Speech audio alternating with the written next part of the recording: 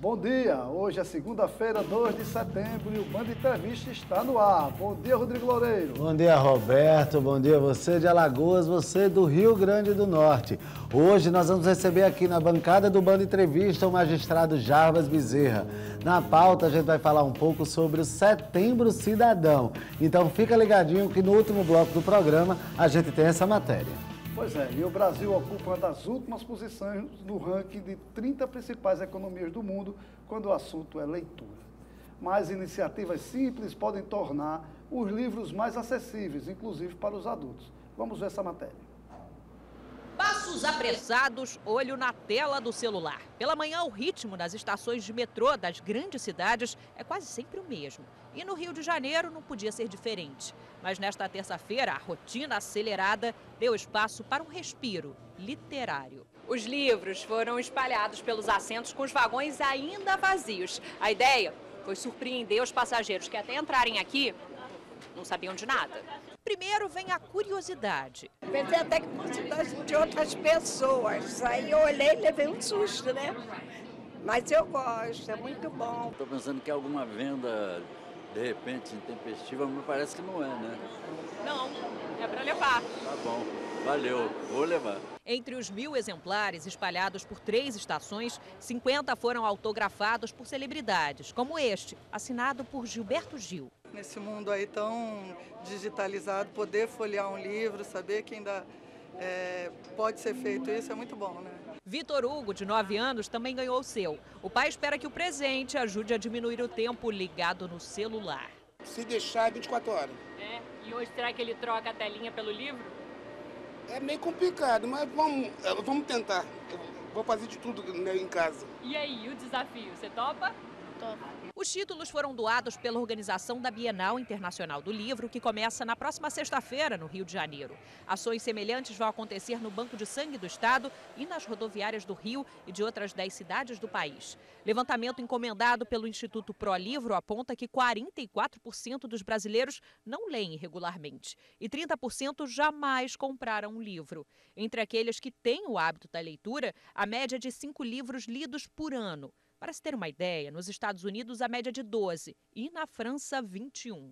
A fórmula para mudar essa realidade, segundo especialistas, é uma só: incentivar a leitura desde cedo. Criado há 10 anos, este projeto social roda comunidades carentes em Manaus, estimulando a leitura entre os jovens. A gente acredita que a leitura ela deve ser incentivada desde a primeira infância. Quando você incentiva a criança a ler, muito provável que ela vai levar o hábito futuramente e vai se tornar um adulto que gosta de livros. Existe também um rio. E aí a menina achou um baú cheio de tesouro. É muito importante esse incentivo, Roberto, à leitura, porque quando você lê, você melhora o português, você fala melhor e claro que você também adquire ali conhecimento. Então, é muito bacana essa ação nos metrôs e essas ações voluntárias para que a gente incentive cada vez mais os jovens aqui no Brasil todo a ler mais. Eu venho dizendo há muito tempo, Rodrigo, e continuo batendo na mesma tecla. Nós precisamos fazer com que as nossas crianças aprendam pelo menos o básico: ler, escrever e interpretar. E aí, quando você sabe ler, automaticamente você conquista o mundo. Então, leitura acima de tudo. Se as crianças soubessem ler, escrever e interpretar, a gente não tinha tanto analfabeto funcional como a gente tem nesse país. É verdade. Olha, a partir de hoje, 3 vias da Zona Oeste de Natal serão interditadas. Os trechos interditados são a Avenida Jerônimo Câmara, entre as ruas Jaguarari e as ruas dos Potiguares, a Rua dos Caicóis, entre a Avenida Lime Silva e Miguel Castro, e a Rua Miguel Castro, entre a Rua dos Caicóis e a Rubens Marins. A Prefeitura de Natal deu prazo de 8 meses para concluir a obra do túnel de macro-drenagem da Arena das Dunas. As informações foram divulgadas semana passada pela Secretaria de Mobilidade Urbana, STTU. São algumas interdições parciais que vão acontecer em uma parte da via. E aí é importante porque essas obras a gente espera muito tempo, não é, Roberto? Aquele provérbio que diz assim, um jargão que diz assim: o transtorno passa e a obra fica. Essa obra é de suma importância para Natal, para quem mora nesse entorno, porque vai levar a água da chuva para o leito do rio Potengi e, consequentemente, vai desafogar e tirar um problema que sempre houve ali naquela região, que são os alagamentos. É verdade. A última quinta-feira foi o Dia Internacional de Combate ao Tabagismo e Alagoas comemorou a redução do número de fumantes em todo o estado. O levantamento é da vigilância de fatores de risco e proteção para doenças crônicas por inquérito telefônico. O Programa Estadual de Controle ao Tabagismo está implantando núcleos de controle de tabagismo nos municípios alagoanos. O Estado oferece atendimento ao fumante que está disposto a parar de fumar em mais de 20 municípios. Muito boa essa ação, porque hoje o cigarro traz diversos males para a saúde. Já existem várias ações dentro das próprias carteiras de cigarros, do Ministério da Saúde contra o tabagismo, mas ainda tem um número muito grande de fumantes, não é, Roberto? Ainda. Infelizmente, não é só no Brasil, não. Isso é um dado alarmante, porque em todo o mundo há um número muito grande de fumantes e as pessoas não têm consciência, ou até têm, mas não estão preocupadas que podem contrair um câncer e podem ter doenças graves a partir do uso do tabaco. Verdade. E ainda sobre o tabaco, a gente sabe que fumar é o principal fator de risco para o câncer de pulmão. Mas ele traz outros prejuízos no dia a dia, como o comprometimento do paladar e do olfato. Quem para de fumar redescobre sabores, aromas antes mascarados pelo cigarro. Seu Emanuel tem 56 anos e fuma há 4 décadas. Já tentou largar o cigarro 3 vezes. Nesses períodos, percebeu que as frutas ficavam mais saborosas. A gente sente o paladar mais leve, o sabor mais acentuado dos alimentos. O representante comercial também notou que, sem fumar, o olfato ficava mais aguçado. Eu entrei no elevador junto com 2 pessoas que haviam acabado de fumar. E aí eu senti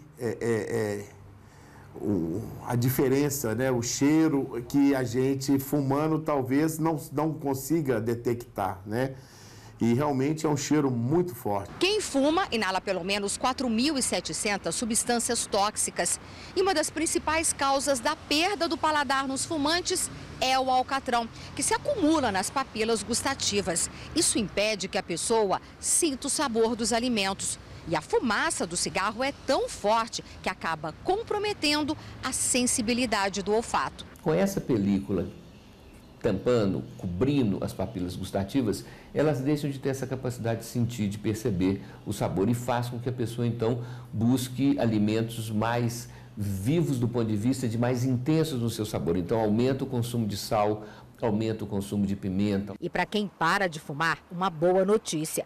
Tanto o paladar quanto o olfato já apresentam melhora nas primeiras semanas longe do cigarro. A pele e as mucosas, elas se reproduzem muito rapidamente, as células se renovam muito rapidamente.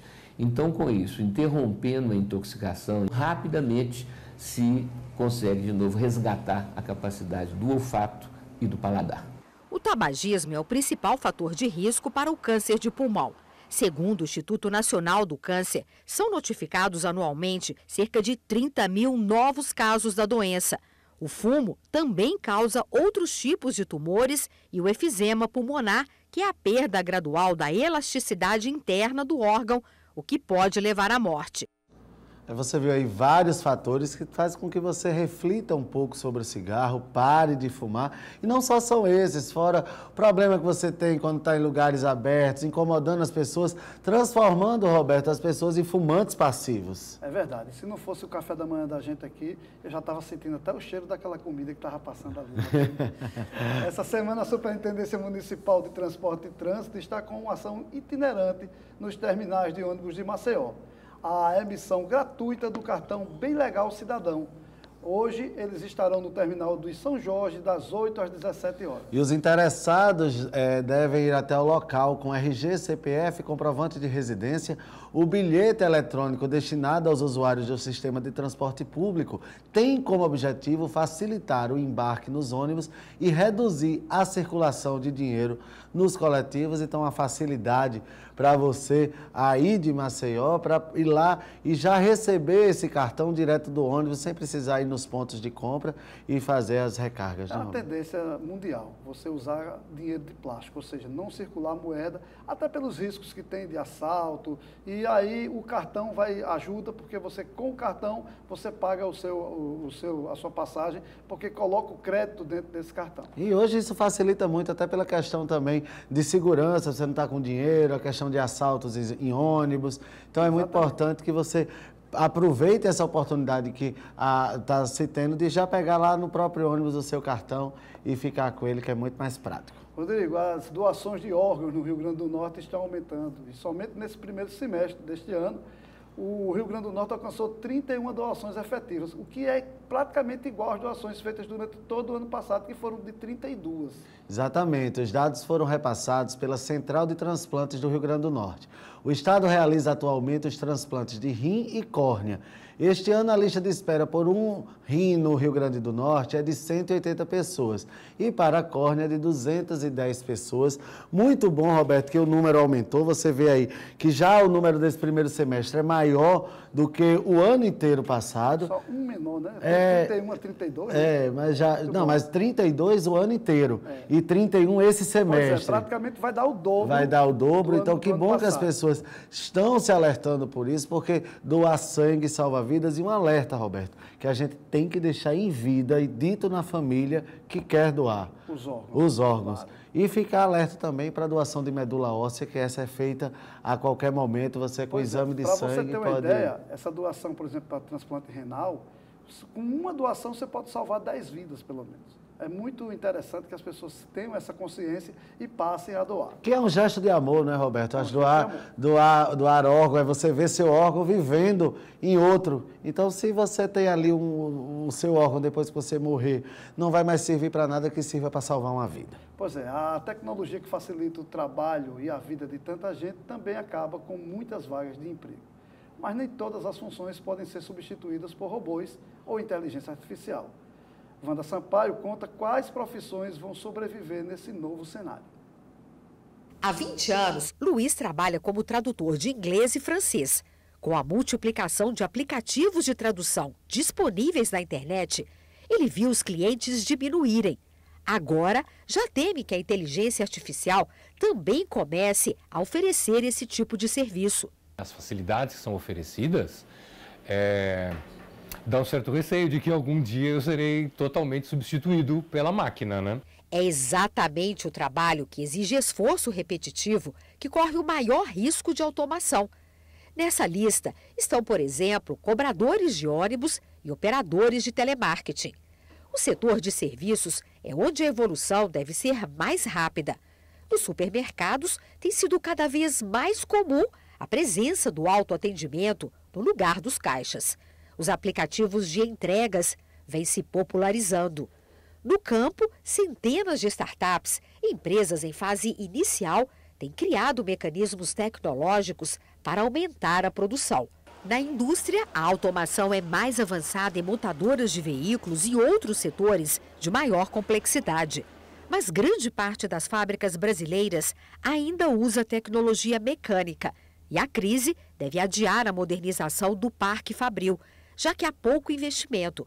Do lado da mão de obra, o longo tempo que milhões de trabalhadores ficam desempregados dificulta na hora de uma possível recolocação. Perdem na evolução dos meios de produção. É uma revolução semelhante à industrial do século XIX, só que numa velocidade infinitamente maior. A chamada inteligência artificial de agora é capaz de criar máquinas com capacidade de aprendizado e compreensão até recentemente exclusivas dos humanos. Um estudo da Universidade de Brasília concluiu que 25 milhões de empregos, ou 54% do total no país, tem probabilidade de 60% a 80% de automação.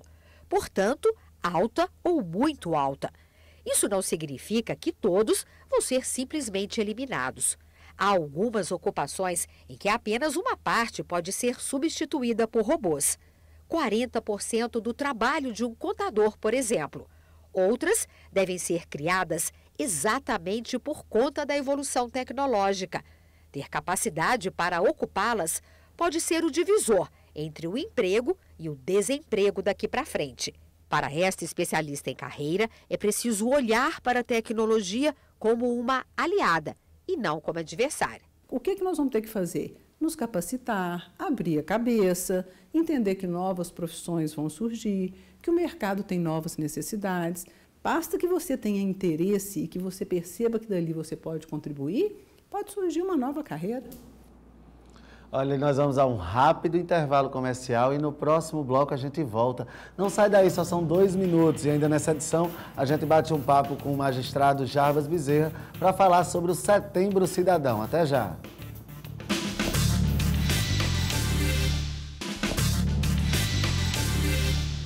Estamos de volta com o nosso Band Entrevista para você do Rio Grande do Norte, você de Alagoas, com muitas notícias, informações e, claro, entrevista todos os dias aqui na tela da Band.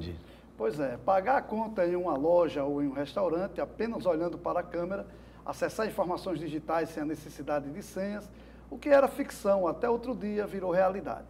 A era do reconhecimento facial chegou aos meios de pagamento e aos dispositivos de segurança.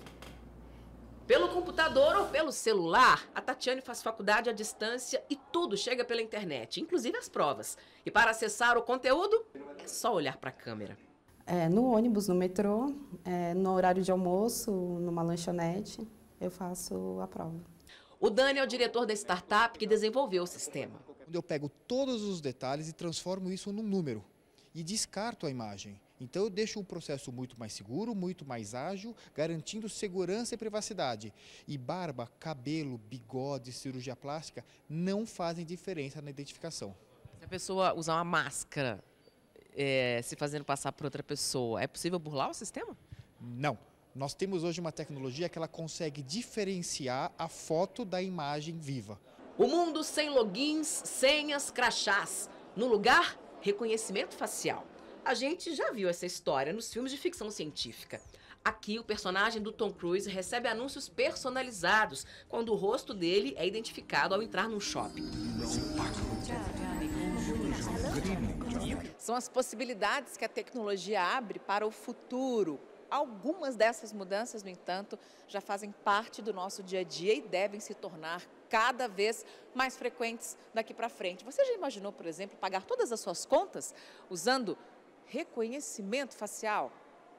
Neste shopping em São Paulo já é possível. O cliente que usa um sistema de pagamento eletrônico pode cadastrar a biometria facial. Para pagar o estacionamento, não precisa mais usar o cartão nem digitar a senha. Só aproximar o rosto. O valor é debitado na conta. Eu já tinha visto o reconhecimento facial para desbloqueio de aparelho celular, né, até o notebook, mas ainda para pagamento é a primeira vez. O que você achou? Uma inovação, com certeza. A biometria facial já é usada por bancos e lojas em procedimentos que envolvem risco de fraudes, como cadastros, autenticação e transferências bancárias. Na China, já é comum pagar produtos só olhando para a câmera. Na loja ou na lanchonete, basta dar um sorriso. Aqui no Brasil, aos poucos, a tecnologia começa a despertar a atenção do comércio. Na era dos dados, a imagem do rosto é mais um. O César viu a novidade nesta feira de tecnologia em São Paulo e experimentou. Para ele, uma mudança e tanto. Sou resistente às tecnologias, entendeu? É tanto que o WhatsApp eu usei agora há um ano atrás. E como é que vai fazer com essa novidade toda aí chegando no mercado? Tem que me adaptar e usar. Essa é a realidade. Vai acabar o dinossauro e vai entrar o César tecnológico. Bacana, né, Roberto? Muito bom. E mais interessante é você ver, por exemplo, na China já se usa esse reconhecimento facial. Se na China eles conseguem fazer esse reconhecimento facial, o programa é muito bom mesmo, porque as caras são todas iguais.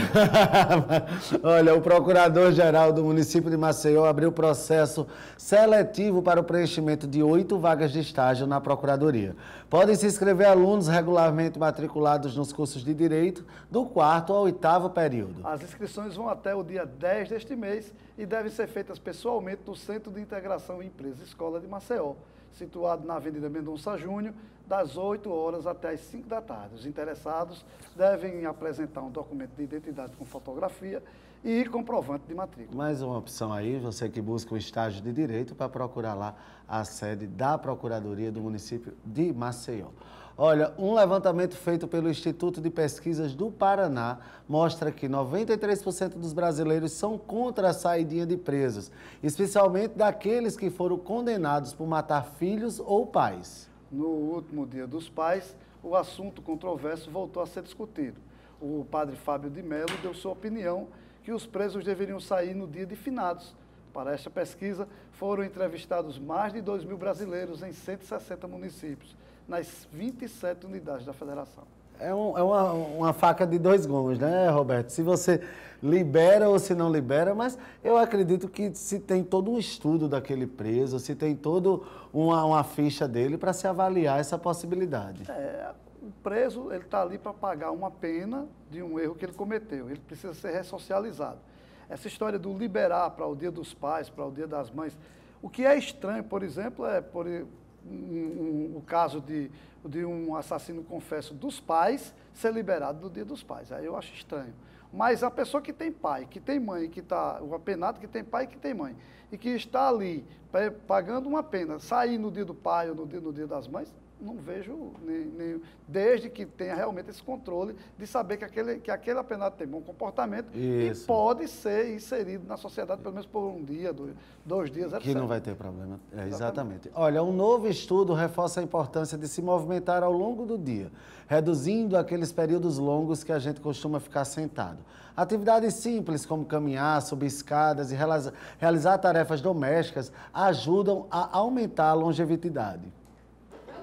Em um dia de trabalho, o Henrique faz muitas vezes esse movimento. Senta, levanta, anda, senta, levanta, não para. Faço alguns trabalhos com o pessoal do marketing, então tenho que ir até a mesa deles para falar dos trabalhos, das artes, das campanhas. Já a Mayara trabalha no financeiro da mesma empresa e passa longas horas sentada em meio aos números. Às vezes até esqueço de almoçar. E aí? Com qual dos dois perfis você se identifica mais? Provavelmente o tipo mais ativo. Eu faço academia e eu faço jiu-jitsu. Eu, pessoalmente, sou mais parada, mas eu trabalho de forma muito ativa, porque eu sou professora infantil.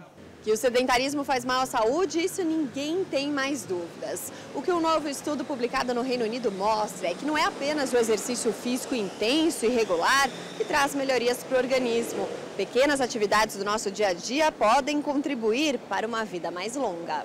Pesquisadores da Noruega analisaram dados de 36 mil adultos saudáveis acima de 40 anos. Todos foram monitorados com aparelhos que medem o nível de atividade física durante o dia, desde corridas e caminhadas até ações mais simples, como cortar a grama, cozinhar e lavar louça. Depois de 6 anos, os cientistas concluíram que houve 5 vezes mais casos de morte entre os que se movimentavam menos. Mesmo um pouco de atividade já diminui a taxa, mas ele mostra que quanto mais ativo e mais atividade diminui ainda mais. Segundo o especialista, é importante evitar ficar mais de 1 hora seguida sentado. Tem vários mecanismos, né?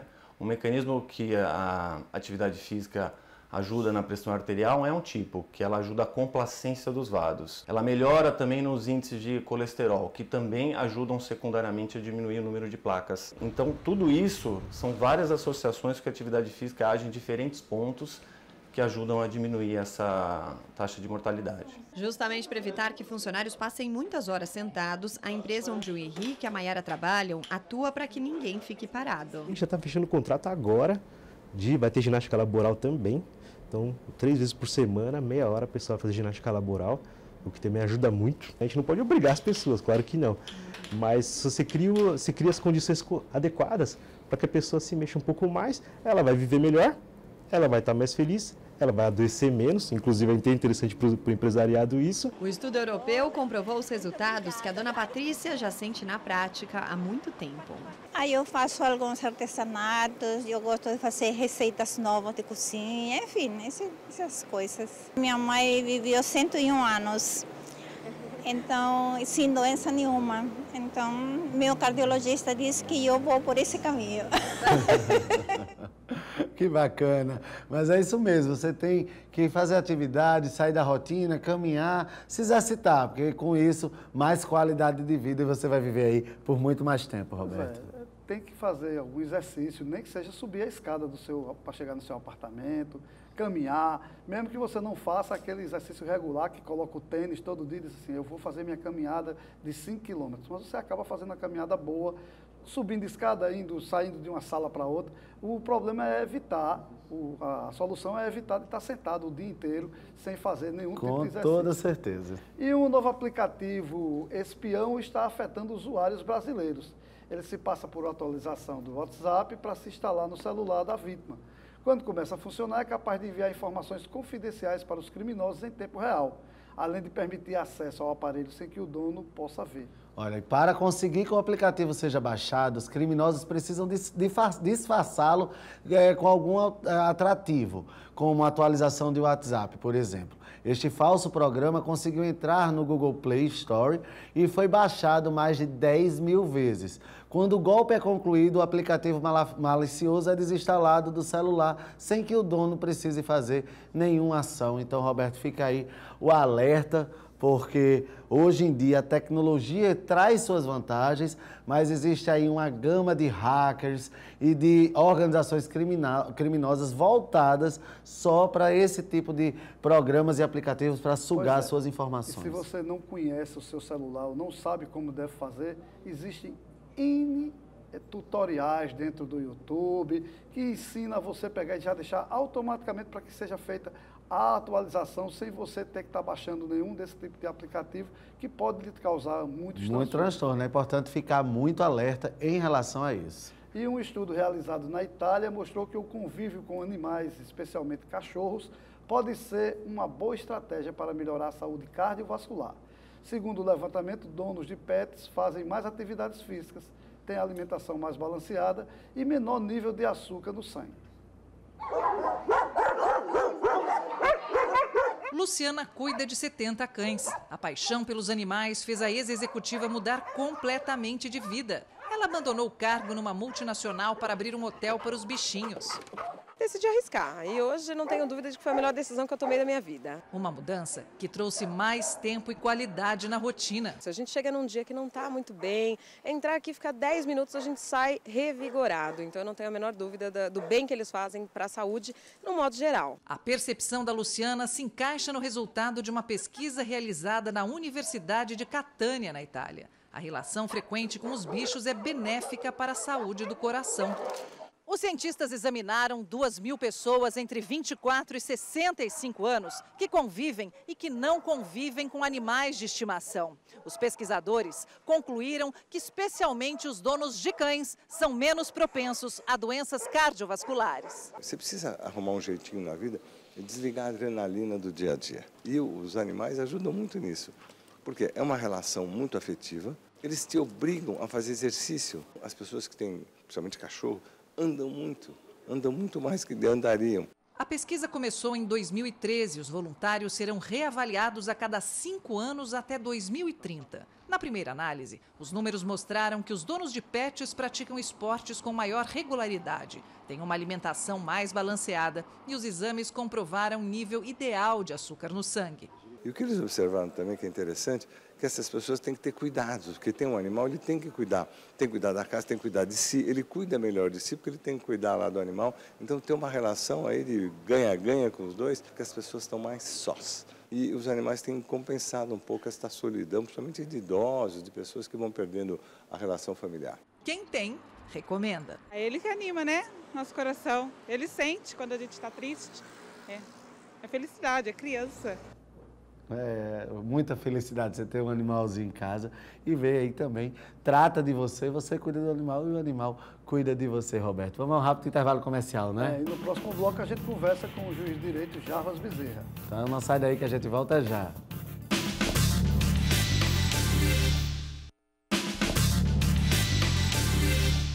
Estamos de volta com o nosso Band Entrevista, recebendo aqui nos estúdios o juiz Jarbas Bezerra para falar um pouquinho do Setembro Cidadão. Seja muito bem-vindo aqui ao nosso programa. Bom dia, eu que agradeço aí o espaço que vocês estão nos fornecendo para falar sobre o Setembro Cidadão. E, Roberto, a gente já está aqui caracterizado, né? Com o nosso símbolo verde e amarelo, aqui. já estou de verde, amarelo, azul e branco.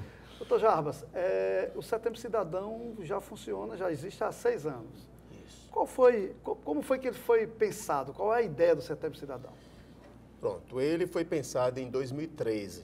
Então, em 2013, quando começaram aquelas manifestações que teve a revolta do busão e as pessoas começaram a ir para as ruas e houve um quebra-quebra e tudo, eu e Lígia, a gente imaginou assim, puxa vida, nessas movimentações mundiais, todas as pessoas criam programas para trabalharem com a questão existente naquele país. Então, o Outubro Rosa surgiu em Nova York na década de 80, mais precisamente em 82, o Novembro Azul em 93, e aí a gente viu que nós tínhamos um grande problema, que era essa falta de educação cidadã, que a gente considera um câncer, essa falta de educação cidadã. Por isso que é representado por um laço, porque esse laço quer dizer a luta por alguma coisa. Então, a gente viu que nós precisávamos de educação cidadã, e na época, em 2013, a gestora era Rosalba Ciarline.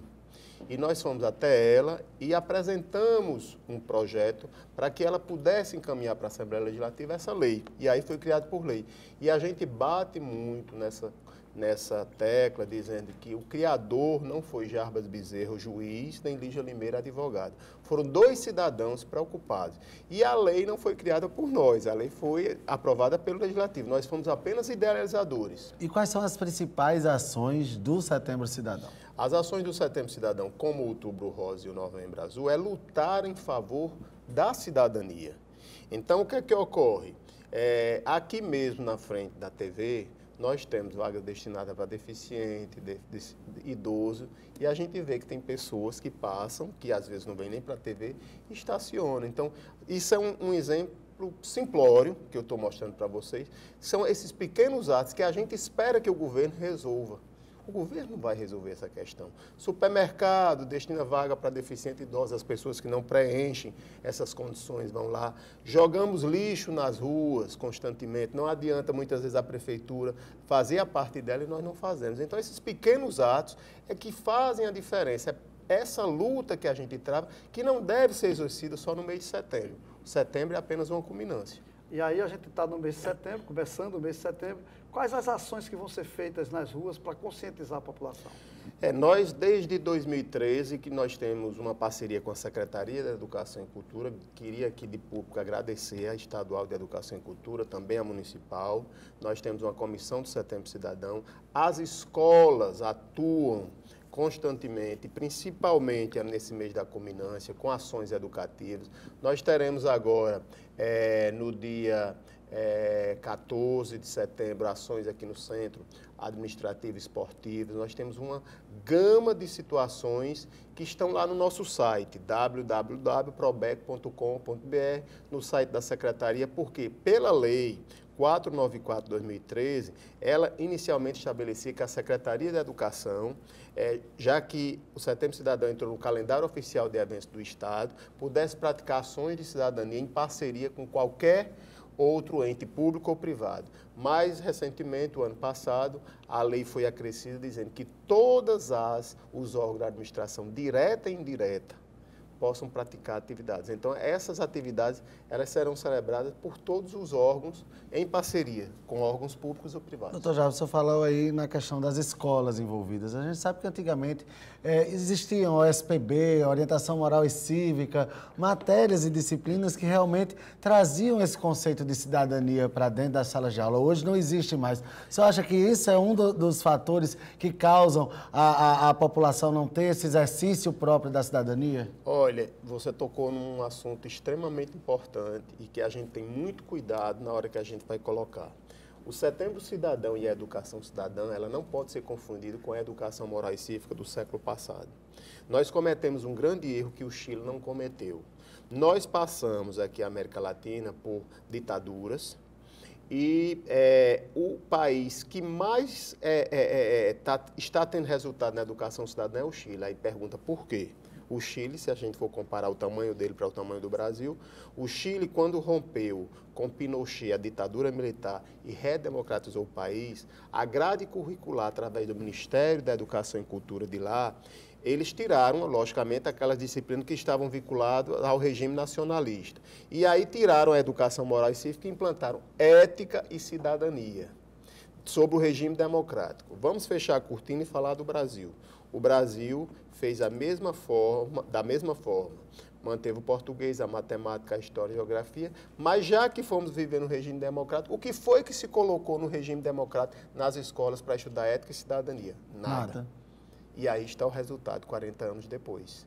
Um país intolerante, um país que todo mundo quer passar na frente do outro, não respeita, porque acha que cidadania é você só ter direito, é você ter dever também. Então, esse vácuo tornou isso. Então, assim, não cabe hoje educação moral e cívica, porque é incabível com o regime democrático que nós vivemos. A gente tem que trabalhar a ética e a cidadania. E é por isso que o nosso programa exatamente tem esse cunho.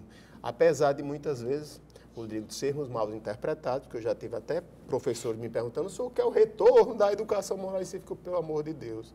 A gente está falando de um regime democrático, que é incabível, é igual assim, você querer voltar a palmatória nas escolas, o caroço de milho, os castigos com cinturão, isso não cabe mais. A questão da educação, seja na família e na escola, são limites que nós temos, amigos, e vamos falar aqui da nossa colega Simone Silva, que tem uma educação primorosa com os filhos e tem sabe colocar limites. Então, a questão da educação é você realmente saber impor limites. Eu estou fazendo agora um doutorado em educação, são 3 anos e meio, já se passaram 2 anos, estou estudando, lendo muito sobre isso e vejo.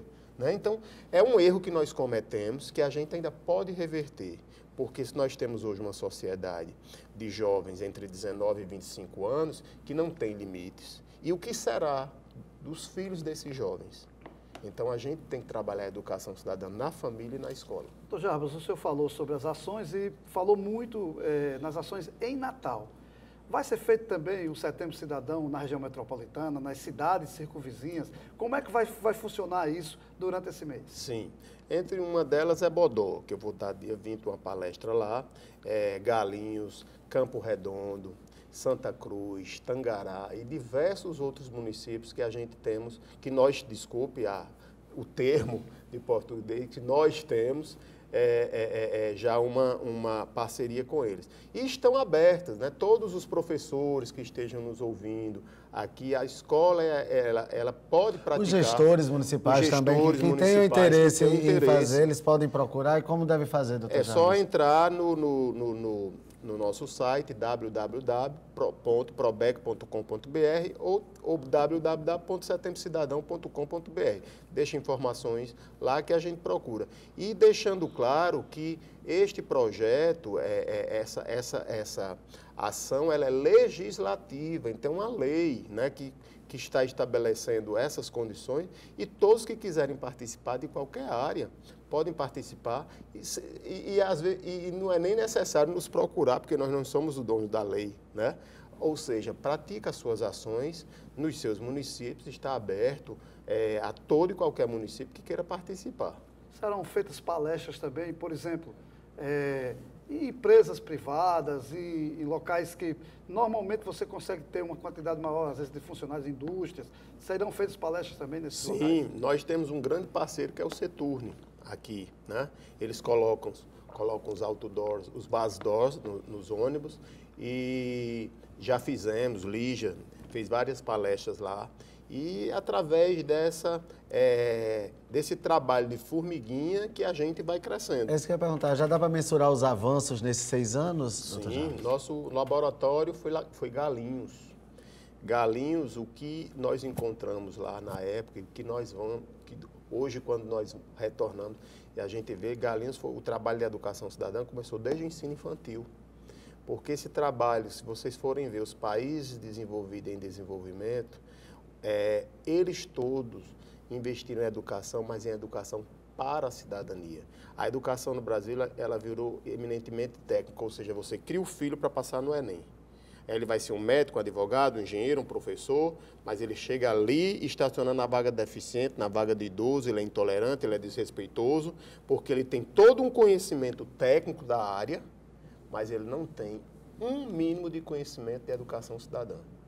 O senhor acredita que hoje a solução, como foi feito, por exemplo, com o cinto de segurança, quando foi lançado e que as pessoas não queriam usar, elas pagavam multas altas. O senhor acredita que talvez a forma de fazer com que essas pessoas que não respeitam essas vagas, como o senhor acabou de dizer, seja com multas altas, para poder eles entenderem a necessidade de se tornarem cidadãos? Entendo que a multa deve existir, mas é muito mais fácil trabalhar de forma educativa. A gente tem hoje uma cidade chamada, o nosso Distrito Federal, Brasília, que as faixas de pedestre, as campanhas que se fizeram, né? São exemplos, São né? exemplos. Então, é preciso educar para poder punir. Então, por que é que está lá no Código, no artigo 121, matar alguém, pena de 6 a 20 anos? E por que é que a gente resolve não matar ninguém? Primeiro porque nós somos educados sobre princípios morais e religiosos de que matar é um pecado.